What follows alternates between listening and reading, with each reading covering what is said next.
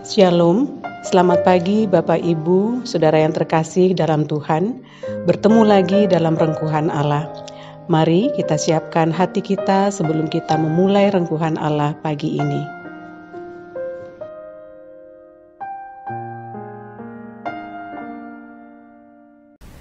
Bapak, Ibu, dan saudara-saudara, mari kita bersatu dalam doa untuk perenungan firman Tuhan di pagi hari ini. Kita berdoa.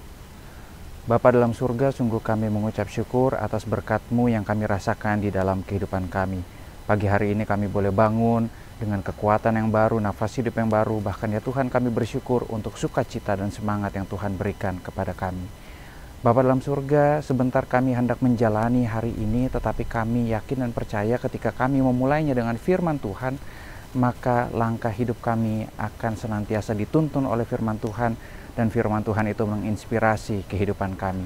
Maka tolonglah kami ketika kami hendak merenungkan firman Tuhan saat ini, supaya firman-Mu itu boleh menjadi berkat bagi kami, bahkan boleh berkata sesuatu bagi kami dan kehidupan beriman kami. Dalam nama Tuhan Yesus Kristus kami berdoa.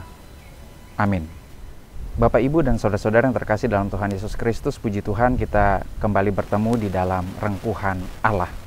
Kita senantiasa berdoa dan berharap supaya kita terus dalam keadaan baik dan sehat, tidak terinfeksi virus corona dan juga penyakit yang lainnya. Bahkan kita juga turut mendoakan saudara-saudara kita yang saat ini sedang bergumul untuk memulihkan diri mereka dari virus corona ini. Kiranya Tuhan memberikan kekuatan dan pertolongan juga bagi saudara-saudara kita ini. Nah, Bapak, Ibu, saudara-saudara yang dikasihi Tuhan, pernahkah kita berandai-andai bagaimana sih bentuk virus corona itu? Ya, kalau kita googling ya, kalau kita coba buka Google lalu dengan kata kunci bentuk virus corona, mungkin akan muncul gambar-gambar yang paling banyak adalah gambar seperti bola, lalu ada bola-bola kecil yang mengelilingi bola besar itu. Menurut para peneliti ya, itulah virus corona berdasarkan hasil pengamatan mereka dengan mikroskop yang sangat canggih ya, yang bisa melihat dengan baik bentuk virus yang sangat kecil itu. Bapak, Ibu, saudara-saudara, bukankah tidak penting bagi kita untuk tahu bentuknya seperti apa? Tapi yang paling penting buat kita adalah mengetahui gejala-gejala apa yang muncul ketika virus corona itu datang hingga masuk dan berkembang biak di dalam tubuh kita.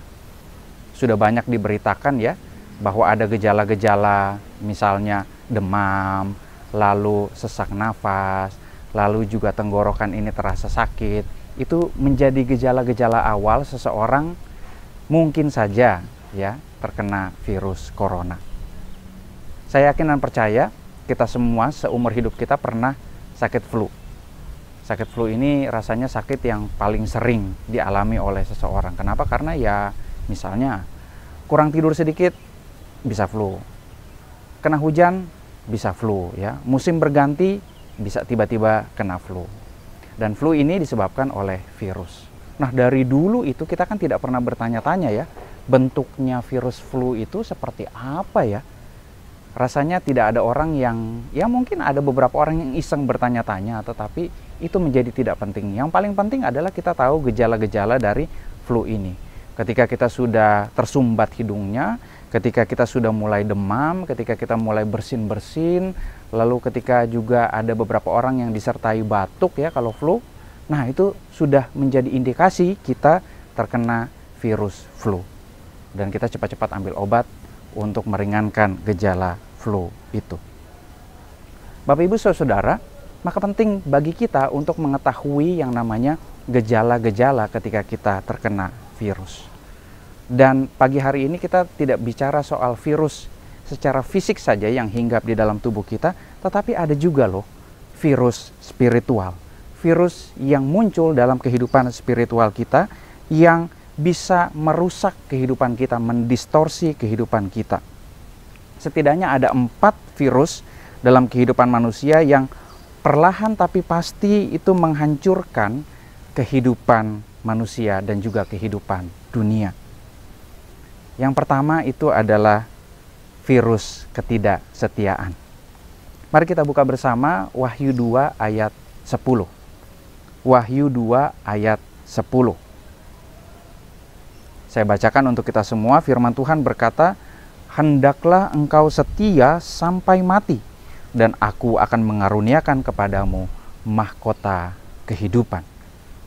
Setia kepada Tuhan dan kehendaknya tentu menjadi misi kita sebagai pengikut Kristus. Tetapi sayangnya Bapak Ibu Saudara, kesetiaan dan kepercayaan kepada Tuhan itu tidak semudah kita ketika datang ke ibadah di gereja, kita membaca pengakuan iman rasuli, aku percaya kepada Tuhan. Tidak. Ada banyak sekali godaan di dalam kehidupan kita yang mampu menjauhkan kita dari Kristus. Ketika seseorang mulai mengejar hal-hal yang rasanya mampu memberi kebahagiaan pada dirinya, tidak jarang ia menyelingkuhi Tuhan dan firman-Nya. Lalu kemudian berpaling pada cara hidup yang lebih mudah, lebih asik, lebih cepat mendatangkan keuntungan dan kebahagiaan. Itu yang dia cari kemudian. Akhirnya Tuhan ditinggalkan. Padahal Tuhan Yesus berkata dengan jelas, tetapi carilah dahulu kerajaan Allah dan kebenarannya, maka semuanya itu akan ditambahkan kepadamu. Bapak Ibu Saudara, di tengah kesulitan sekarang ini ya, di masa pandemi ini, jangan biarkan diri kita kemudian terlena untuk meninggalkan Tuhan, untuk kehilangan pengharapan kepadanya. Ingatlah, mahkota kehidupan diberikan kepada mereka yang setia kepada Tuhan. Yang pertama, virus ketidaksetiaan. Lalu yang kedua, virus keegoisan. Memikirkan diri sendiri tentu saja penting ya bagi seseorang. Kalau kita tidak memikirkan diri kita sendiri, bagaimana mungkin kita bisa memikirkan orang lain? Itu berarti ketika kita mencoba untuk mengasihi diri sendiri, maka itu menjadi awal bagi kita mengasihi orang lain. Memikirkan diri sendiri itu penting bagi seseorang, tapi ya kalau ujungnya itu adalah mementingkan diri sendiri demi kepentingan diri sendiri, demi kepuasan dan kesenangan diri sendiri, maka tentu saja hal itu menjadi hal yang merusak seseorang. Mari kita buka bersama Alkitab kita lagi dari Amsal pasal 18 ayat 24. Amsal 18 ayat 24. Saya bacakan bagi kita semua. Ada teman yang mendatangkan kecelakaan, tetapi ada juga sahabat yang lebih karib daripada seorang saudara. Keegoisan menjadi akar masalah dari persahabatan dengan orang lain. Seorang yang egois tidak lagi melihat sesamanya sebagai sahabat. Kenapa? Karena dia melihat dirinya itu sebagai pusat dari semesta, ya. Segala hal di dunia itu ya ujung-ujungnya harus kembali kepada dirinya, pusat segalanya. Nah, di tengah pandemi ini Bapak Ibu Saudara, kita tentu merasakan berbagai macam kesulitan hidup ya. Tidak hanya kita, seluruh manusia di dunia ini merasakannya. Tapi kita diuji, apakah di dalam kesulitan, di dalam pergumulan terberat sekalipun, kita tetap mampu bisa menjadi sahabat bagi orang lain. Keegoisan, virus yang kedua. Lalu yang ketiga, virus kebencian. Diawali dari keegoisan tadi ya. Maka selanjutnya seseorang yang rentan itu ya, yang terkena virus keegoisan itu, dia juga rentan berubah menjadi terkena virus kebencian ya.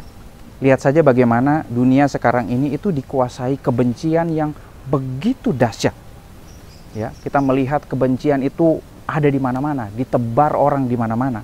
Kita hidup dalam dunia yang dikotomis ya, terbagi dua, dikelompokkan menjadi dua bagian ya, atas dan bawah, saya dan kamu, kami dan mereka, yang benar dan yang salah, yang baik dan yang buruk, yang asli dan yang palsu, yang benar dan yang sesat, yang teman dan yang musuh, yang malaikat dan yang iblis.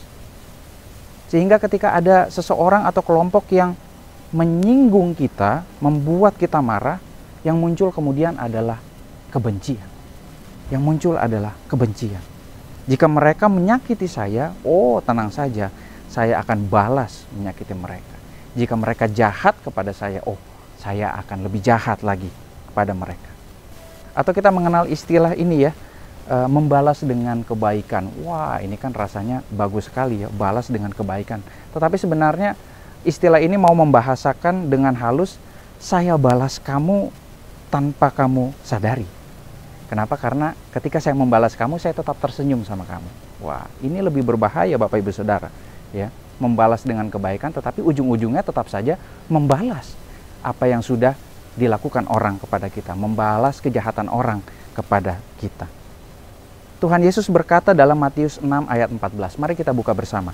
Matius 6 ayat 14. Tuhan berkata, karena jikalau kamu mengampuni kesalahan orang, Bapamu yang di sorga akan mengampuni kamu juga. Maka jangan biarkan virus kebencian itu berkembang biak di dalam kehidupan kita. Ampuni sesama kita ketika mereka melakukan kesalahan. Bahkan ketika mereka tidak mau meminta maaf kepada kita, berikanlah pengampunan itu kepada mereka. Kenapa? Karena dengan pengampunan itu menghapus segala belenggu dan rasa bersalah.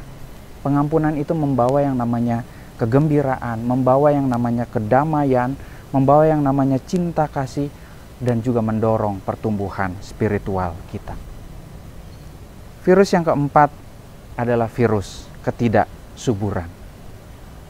Virus ini banyak menjangkiti kehidupan orang Kristen sekarang ini. Banyak orang Kristen yang terlihat taat beribadah, baca Alkitab dengan rajin setiap hari, tapi ternyata hidupnya itu tidak berubah. Hidupnya tidak dapat dilihat dan dirasakan oleh orang di sekitarnya.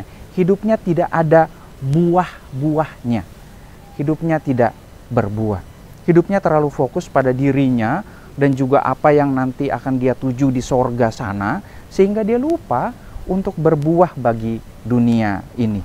Dia lupa untuk menjadi berkat bagi dunia ini. Tuhan Yesus berkata dalam Matius 15 ayat 5, mari kita buka bersama. Matius 15 ayat 5. Tuhan Yesus berkata, akulah pokok anggur dan kamulah ranting-rantingnya.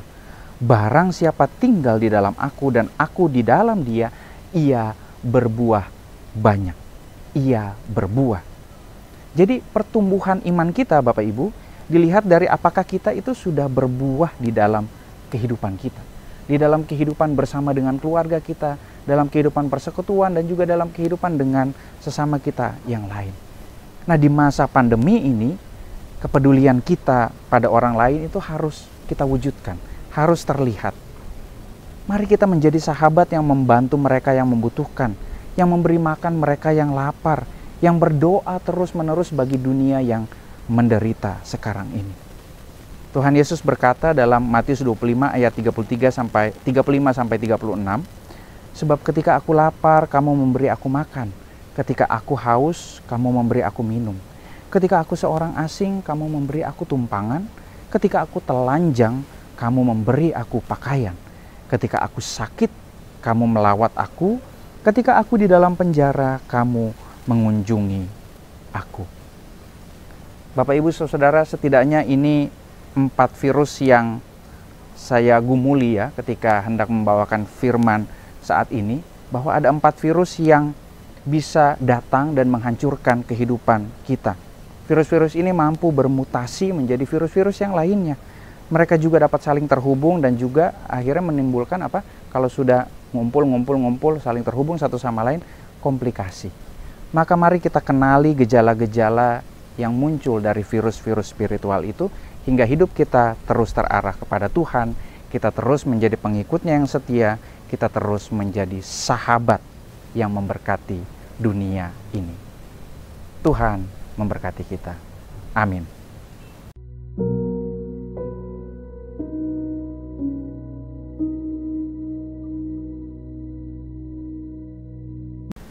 Bapak Ibu Saudara, mari kita naikkan syafaat kita berdoa.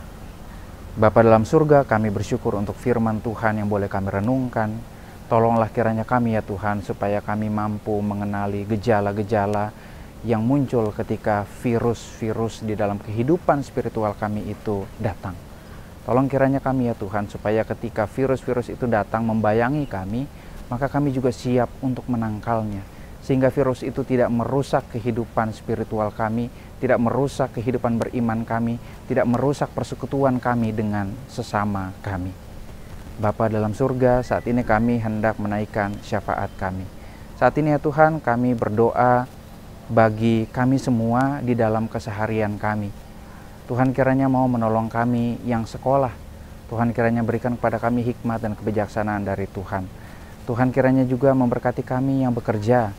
Tuhan kiranya memberikan kepada kami semangat dan daya juang untuk terus bekerja walaupun kondisi sedang sulit sekarang ini. Kami berdoa bagi kami yang berusaha, kiranya Tuhan juga mau menolong kami. Berikanlah kepada kami semangat senantiasa untuk berusaha dengan baik dan dengan tekun. Bapa dalam surga, saat ini juga Tuhan kami bersama berdoa bagi saudara-saudara kami yang sakit. Kami berdoa biarlah kiranya Tuhan sendiri yang mau menolong mereka. Kami berdoa bagi pemulihan mereka, kiranya tangan kasih Tuhan senantiasa menolong supaya proses pemulihan dapat berjalan dengan baik. Bapa dalam surga, saat ini juga kami berdoa bagi mereka yang berduka cita karena kehilangan orang-orang yang dikasihi. Kiranya Tuhan sendiri yang memberikan penghiburan kepada mereka. Tuhan sendiri yang mau menguatkan mereka.